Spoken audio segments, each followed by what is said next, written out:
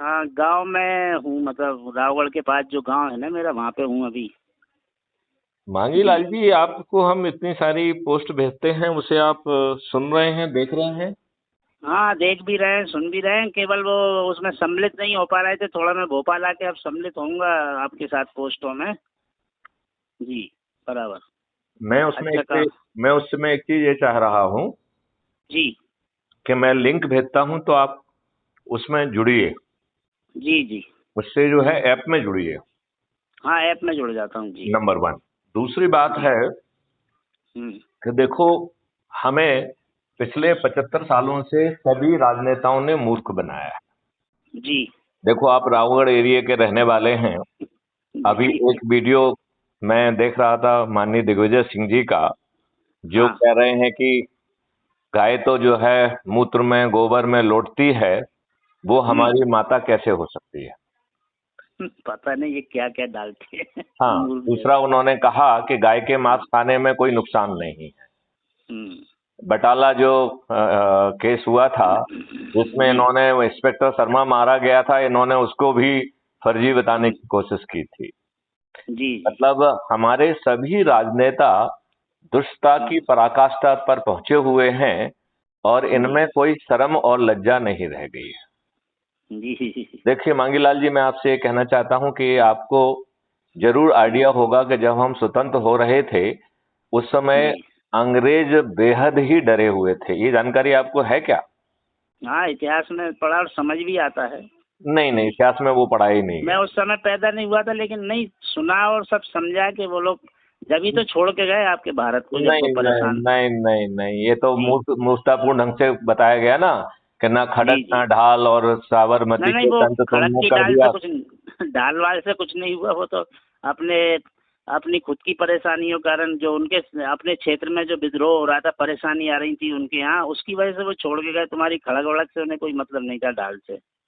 मैं कहीं ये और कह रहते रहा सोदर। मैं ये जी। कह रहा हूँ, ये शुद्ध दुष्टता है ये जी। कहना कि बिना खड़ग बिना ढाल साबरमती के संत तूने कर दिया वो कमाल। तो गीत गीत है, अपने अपने फायदे के लिए गाया जा रहा है, गवाया जा रहा है, वो उससे कुछ नहीं है। वो मैं यदि इतने क्रांतिकारी संघर्ष नहीं करते, जान नहीं देते, दुनिया की उनमें रुकावटें पैदा नहीं करते, तो वो आसानी से कहाँ छोड़ के जाते हैं आपके देखिए, देश मैं को। बड़े सिलसिलेवार इस बात को आपको समझाता हूँ, 2 मिनट लगेंगे। जी। जी, देखिए सुनाइए।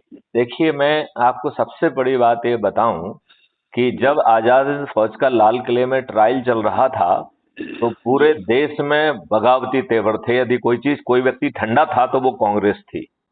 उस जी। समय के यदि आप बापूजी के और जवाहरलाल नेहरू के यदि आप स्टेटमेंट सुनिए, तो वो डरे हुए थे और जेल नहीं जाना चाहते थे, वो गिरफ्तार नहीं होना चाहते थे। ये रिकॉर्ड पर है। जी। जी। मतलब देखा जाए, जब आजाद हिंद फौज का ट्रायल चल रहा था, तो हम्म। कांग्रेस को छोड़कर बाकी सभी जो है ना, बहुत ज्यादा उग्र रूप में थे। कांग्रेस ही सबसे जी। ठंडी थी, ठीक है ना। हम्म। और इतने डरे हुए थे कि आपको जानकारी होगी कि हमारे जो उस समय 24 नेवल बेस होते थे, उनमें से 22 में विद्रोह हो चुका था। जी। जो पोस्टल सर्विसेज थी, जो कि उस समय की संचार व्यवस्था की रीढ़ की हड्डी थी, उन्होंने जी। अंग्रेजों के आदेश मानने से इनकार कर दिया था। हम्म। रेलवे जो दूसरा संचार का साधन था, उन्होंने अंग्रेजों को स्ट्राइक पर जाने का नोटिस दे दिया था। जी। बहुत सारी जगहों की पुलिस जो है हम्म। नॉन कोऑपरेटिव मूड में थी, अंग्रेजों की बात नहीं सुन रही थी। और जी। चारों तरफ से गवर्नर, जो उस समय हम्म। गवर्नर हुआ करते थे, वो चारों हम्म। तरफ से यूरोपियन फोर्स की मांग कर रहे थे। जी। और उस समय जो है लॉर्ड वेवेल ने कम से कम 10-12 पत्र लिखे, जो कि इंटरनेट पे अवेलेबल हैं, जी। जिसमें एक सुर से एक बात कही गई कि चारों तरफ जो है बगावती तेवर हैं, आप इसे हम्म। 1857 की क्रांति से हम्म। भूल में मत रहना। भूल में नहीं, हाँ। आप मेरी बात समझ रहे हैं ना, किसी जी। तरीके जी। से उस भूल में मत रहना कि जो है हाँ, हमने वो दबा दिया था, वो सवाल किया था। 1857 वाला। जी। और ये मिलिट्री इंटेलिजेंस और जो कमांडर इन चीफ थे, क्लॉड जी। ऑचनलेक, इन जी। दो व्यक्तियों के दबाव में अंग्रेजों हम्म। ने आजाद हिंद फौज का ट्रायल स्थगित किया था। वो जी। अंग्रेज जो बिना किसी बड़ी गलती के लोगों को फांसी पर चढ़ा देते थे, छदमता पूर्वक जो है ना राजाओं को बुलाते थे और फिर वो संधि का उल्लंघन करते हुए उन्हें फांसी पर चढ़ा देते थे।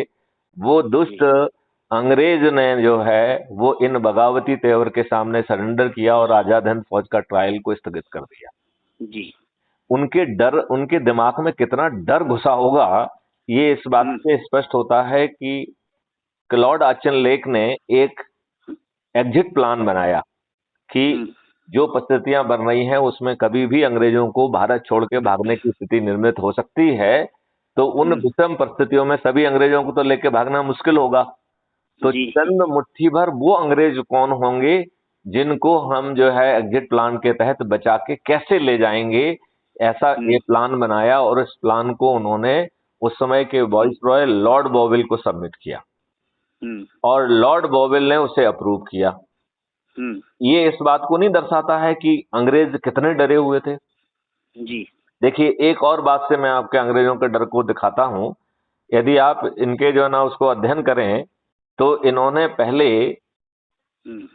1948 में ट्रांसफर ऑफ पावर का मन बनाया हुआ था, लेकिन इन बगावती तेवर के कारण वो 10 महीने पहले 15 अगस्त 1947 को ही देश को छोड़ भाग गए। जी जी। तो ये भी उनके डर को दिखाता है। हाँ, एडवांस में 10 महीने पहले भागना हाँ, छोड़ना। जी हाँ। और आप ये देखिए कि उस समय जो प्राइम मिनिस्टर थे उनका नाम था लॉर्ड एटली, राइट? जी। वो 1956 में, तो 1947 के कितने साल बाद? 10-11 साल, 9 साल बाद। 9 साल बाद से। हाँ, 1956 में वो कोलकाता आए और वो गवर्नर हाउस कोलकाता में रुके हुए थे। और उस समय कोलकाता के गवर्नर थे जस्टिस चक्रवर्ती जी। तो जस्टिस चक्रवर्ती जो है ना उनसे औपचारिक भेंट के लिए गए और भेंट के दौरान उन्होंने पूछा लॉर्ड एटली से कि आप ये बताइए, जब आप द्वितीय विश्व युद्ध जीत चुके थे और कांग्रेस एकदम टूटी हुई थी, शांत बैठी हुई थी, गिरफ्तार होने से डर रही थी, तब जो है आपको भारत को स्वतंत्र क्यों किया आपने? क्या इसके लिए नेहरू और महात्मा गांधी को मुख्य कारण माना जाए? तो लॉर्ड एटली ने इसका जवाब दिया, जो कि रिकॉर्ड पे है, किताब का हिस्सा है, जो उसमें लॉर्ड एटली ने कहा कि there is hardly any role of the Jawaharlal Nehru and Mahatma Gandhi, if at all it is marginal only, right? तो जस्टिस चक्रवर्ती तब भी नहीं रुके, उन्होंने पूछा फिर क्या कारण था? यदि महात्मा गांधी नहीं थे, जवाहरलाल नेहरू नहीं थे, तो फिर क्या कारण था? then he said, Subhash Chandra Bose, Azad Hind फौज, युवाओं में और पूरे देश में बगावती तेवर, चारों तरफ से जो है यूरोपियन फोर्स की मांग, भय का माहौल, और एक बात जो उन्होंने नहीं कही वो मैं कह देता हूं, वो थी कि द्वितीय विश्व युद्ध में हिटलर ने इंग्लैंड की, ब्रिटेन की इकोनॉमी को तोड़ दिया था। उन्हें खाने के लिए पैसे नहीं बच रहे थे, वो अपने फोर्स को, अपने उसको ब्रेड तक नहीं दे पा रहे थे, इतने खराब हालात थे। और यहाँ पे बगावती तेवर चल रहे थे, तो उसमें उनका मनोबल अपने देश में भी गिरा हुआ था और बाहर भी गिरा हुआ था। हाँ, इंटरनेशनल लेवल पर भी खराब हो रखा था। तो इसलिए वो भागे। जब वो भाग रहे थे, डरे हुए थे, हमारे इस नेहरू ने कितनी दुष्टता की कि अंग्रेजों की हर बात मानी। आपको ये मालूम है कि देश का विभाजन जो गांधी मूवी में दिखाया गया वो सत्य से थोड़ा दूर है। ये विभाजन जो है जिन्ना और नेहरू के महत्वाकांक्षा और चारित्रिक पतन का नतीजा था। ये दोनों लोग ही एडमिना के सीक्रेट एजेंट जो थी उसके द्वारा शिक्षा काल में ही इनको कल्टीवेट कर लिया गया था। आपको ये मालूम है क्या कि नहीं, आपको मैं जानना चाहता हूँ, ये मालूम है क्या कि जिस मुस्लिम लीग का जिन्ना को अध्यक्ष बनाया गया था वो भी अंग्रेजों ने बनाया था, वो जो है मुस्लिम लीग, वो मुस्लिम लीग, हम्म हाँ, वो जो मुस्लिम लीग है, हम्म वो उसमें केवल 5 सदस्य हुआ करते थे, जी। प्रेसिडेंट जिन्ना को मिला के और चपरासी को मिला के। अब बहुत आप ये छोटी सी। देखिए, 5 लोगों की संस्था, उसका हाँ जिन्ना से कोई स्टेटमेंट दिलाया जाता था, जिन्ना देता नहीं था, दिलाया जाता था, और वो टाइम्स में मुख्य पृष्ठ पे छपता था। मैं आपसे तो पूछता उनके हूँ हाथ कि में। मैं आपसे पूछता हूँ कि 5 व्यक्तियों की छोटी हाँ संस्था जिसकी कोई औकात नहीं है, उसका हाँ। स्टेटमेंट क्या टाइम्स में छप सकता था क्या? नहीं नहीं, बिना उनकी मर्जी के थोड़ी छप रहा था, वो तो लोग प्रायोजित करके पूरी चीजों को कर रहे थे। जी। आपने बहुत अच्छे शब्द का यूज किया, प्रायोजित। सब जी चीज प्रायोजित थी। प्रायोजित थी वो सब, उनकी अंग्रेजों की चाल समझिए, जो भी है वो व्यवस्था उनने ऐसी बनाई थी कि वो सब करवा सकते थे, उस समय पावर में थे। मैं वही कह रहा हूँ। तो हम तो जो मैं खुद इस बात का हामी हूँ कि ज्यादा कोई परेशानी होती तो जिन्ना को बना देते ना प्रधानमंत्री, उसको 6.5 महीने तो जी नहीं था, कैंसर था उसको, वैसे ही मरना था, 6 महीने ऐसा बाद मर जाता। ऐसा बहुत सारे लोगों ने कहा, इंक्लूडिंग कुछ संतों ने। एक बाबा हाँ जो गुरुदेव थे, उन्होंने भी ये बात उस समय कही थी कि भाई जी, इसको बना दीजिए, 5-6 महीने में मर जाएगा। वैसे ही मर रहा है। हाँ, काय को एक देश का विभाजन हो फालतू। चलिए मैं आपको एक चीज बताऊं, विभाजन जी जिन्ना के कारण हुआ ही नहीं है। हाँ मैं विभाजन की एक कहानी सुनाऊं आपको। जी। ये कहानी जो है राजीव दीक्षित ने बड़ी रिसर्च के बाद निकाली है, ओ और आप यदि उसमें जाएंगे तो वो पूरे उसमें विस्तार से आपको मिलेगा। मैं उसका नट सेल में सार हाँ बता देता हूँ। जी लॉर्ड माउंटबेटन जी। शिमला जा रहे थे और एडमना हम्म को बुलाया और कहा कि हम्म आप जिन्ना को और हम्म नेहरू को लेके आइए। हम्म तो एडमना ने पूछा कि दोनों को साथ में लाना है या अलग अलग, और हम्म पहले किसे लाना है। हम्म तो लॉर्ड माउंटबेटन ने कहा कि दोनों को अलग अलग लाना है और पहले नेहरू को लाइए। हम्म अब जब नेहरू वहां पहुंचे हम्म तो उनके सामने भारत के विभाजन का जो एग्रीमेंट था वो सामने रख दिया गया। हम्म तो नेहरू जी एकदम घबरा गए। उन्होंने कहा कि भाई, ये तो हमने वर्किंग कमेटी में चर्चा नहीं की है। जब तक हम्म वर्किंग कमेटी में चर्चा होके अनुमोदित नहीं होगा, ये मेरी हम्म, हैसियत नहीं है कि मैं इस पे साइन कर, राइट। जी। तो एडमिना ने कुछ आपत्तिजनक फोटोग्राफ्स नेहरू हम्म के सामने जो है ना उछाले और कहा, इनको देख लीजिए, कल ये छपने वाले हैं। You are finished mister Nehru. 12 ही हो जाते पीएम की दौड़ में, क्या बचते।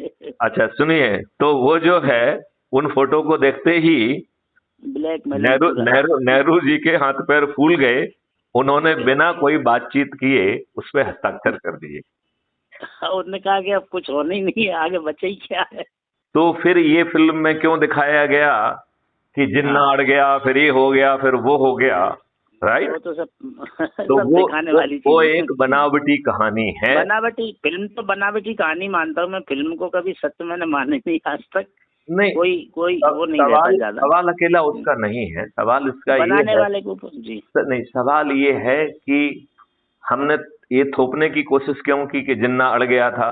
अरे जिन्ना की औकात ही नहीं थी, जिन्ना क्या अड़ गया। ये 5 आदमी की संस्था लेके जो बैठा है वो क्या कर सकता है देश में, या क्षेत्र में, या शहर में, या गांव में भी क्या कर लेता। नहीं, लेकिन देश तो बहुत लेकिन बड़ा है मेरा। लेकिन यदि देखा जाए तो अंग्रेजों ने केवल मुस्लिम लीग का जिन्ना को प्रेसिडेंट नहीं बनाया, बल्कि हम्म कांग्रेस भी तो उन्होंने, अंग्रेजों ने ही बनाई थी ना। वो ये जी हुम ने कांग्रेस में। 1885 में वो ये हुम नामक अंग्रेज हाँ है। ह्यूम संस्थापक है कांग्रेस के।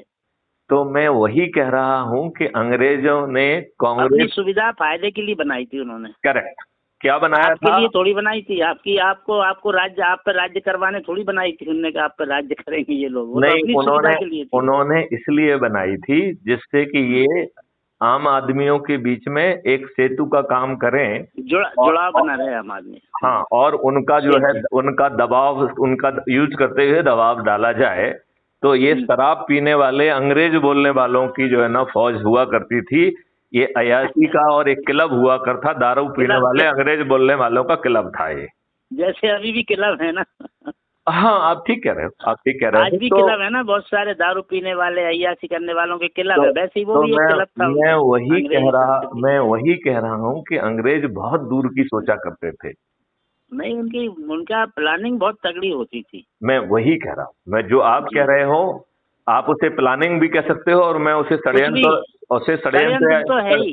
प्लानिंग और षड्यंत्र का हिस्सा बन जाता है। प्लानिंग क्या है, षड्यंत्र से ही सारा चालू होता है। नाम प्लानिंग होती होता षड्यंत्र है वो। हाँ, तो वो षड्यंत्र की प्लानिंग है। तो हाँ, आप षड्यंत्र के तहत जी। तो अब मूल मुद्दे पे आते हैं कि इस देश को बांट दिया गया 1946 में। डायरेक्ट एक्शन के तहत हमने वो खूनी तांडव देखा जिसमें हजारों लाखों लोगों को जो है ना हत्या मौत कर दी गई, बलात्कार किया गया। बहुत खतरनाक तांडव था वो तो, बहुत खतरनाक, सोच से भी ज्यादा। और जब तक वो मौत का तांडव होता रहा तब तक गांधी जी चुप रहे।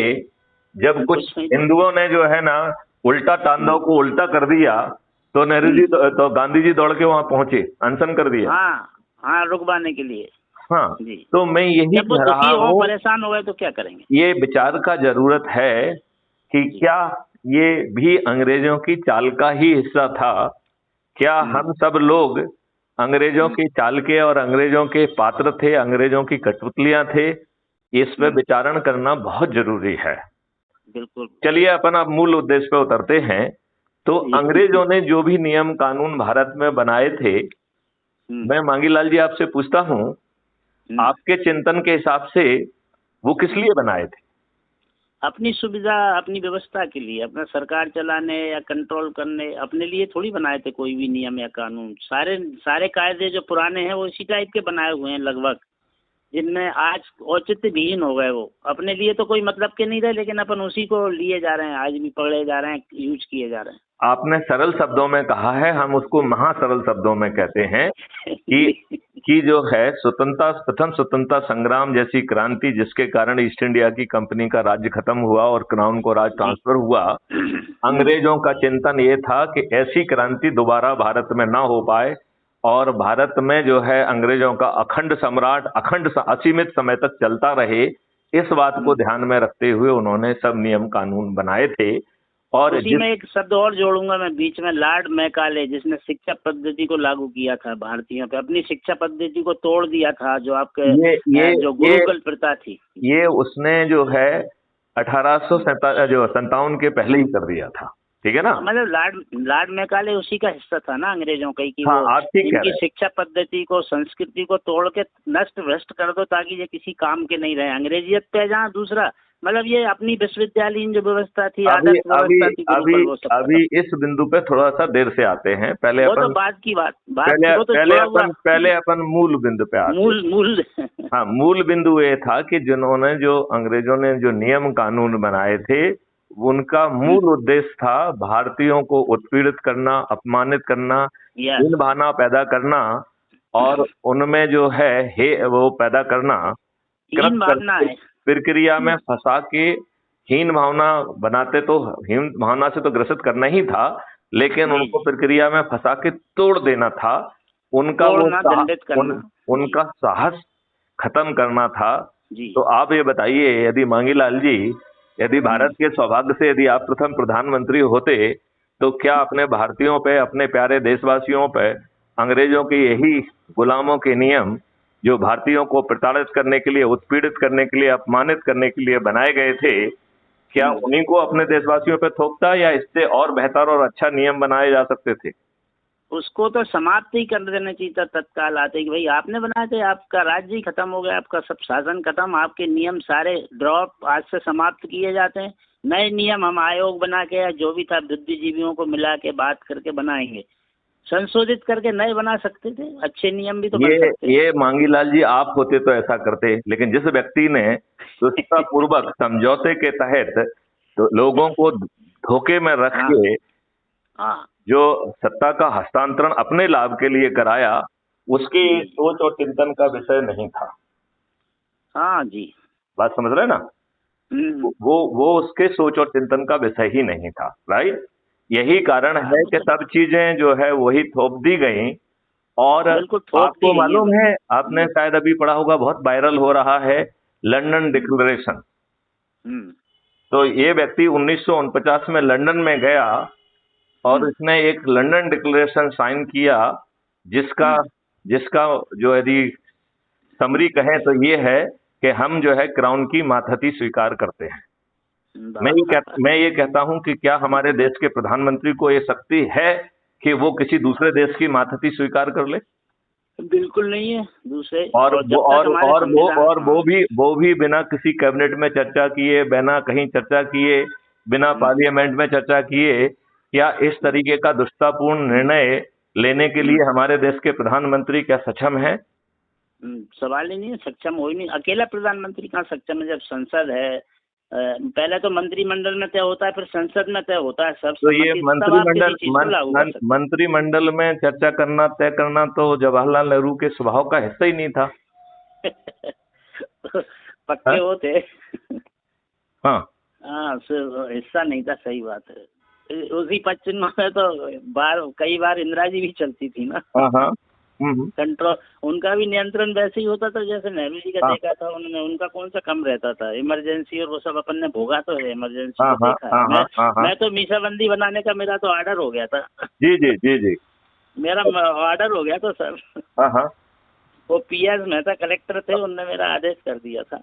मुझे मीसाबंदी बनाया जा रहा था। वो तो नई दुनिया वालों का झगड़ा था। मैंने भास्कर के लिए अच्छा काम किया था तो वो दुखी होकर नई दुनिया के मालिकों ने बोला कि ये यादव कौन है लड़का, ये एक लड़का कोई कॉलेज में पढ़ता है, उसने हमारा वहाँ सत्यानाश कर दिया गुना में। 1200 कॉपी को घटा के 600 कर दी, और वो भी 6 पेज के अखबार जो कि हैंड कंपोजिंग पे छपता है। तो वो मैंने अपनी संघर्ष यात्रा की थी पत्रकारिता की। मेरा सोच क्या था सर कि जिस शहर में 1200 प्रति आती है, उस जगह की खबर 7 दिन में संक्षिप्त समाचार 2 लाइन की छपे, उस अखबार को खरीद के पढ़ने का औचित्य क्या है? मैं ये एक बात कहता था। क्यों सर? बिल्कुल ठीक कह रहे हैं। हाँ, मेरा सोच ये था कि मैं जिस जगह रहता हूँ, जिस क्षेत्र में रहता हूँ, वहाँ की मुझे फिक्र करना चाहिए कि वहाँ का भला कैसे हो। ये मेरा सोच रहा है। और दूसरी बात ये थी कि मैं पत्रकारिता में पैसे कमाने आया नहीं, इसलिए आज भी मैं पैदल हूँ, चप्पल पहन के घूमता हूँ। भगवान की दया है। क्यों साहब? Okay okay. तो मेरा सोच पैसा कमाना था नहीं। देखिए, मैं वही बात कह रहा हूँ कि अपन को जो बात समझने की जरूरत है जी जी, वो ये है कि सही, इस देश के साथ बहुत बड़े षड्यंत्र हुए और इन दुष्ट राजनेताओं ने हमारे ऊपर वही गुलामों के नियम कानून और एक के बाद एक थोपे हैं। और बहुत सारे कानून संविधान की मूल भावना के विपरीत बनाए गए। देखिए, रिजर्वेशन केवल 10 साल के लिए किया गया था। इन दुष्ट लोगों ने अपने लाभ के लिए उसको असीमित समय के लिए बढ़ाते रहे कि नहीं बढ़ाते रहे? हेलो, मेरी आवाज पहुंच रही है? हेलो।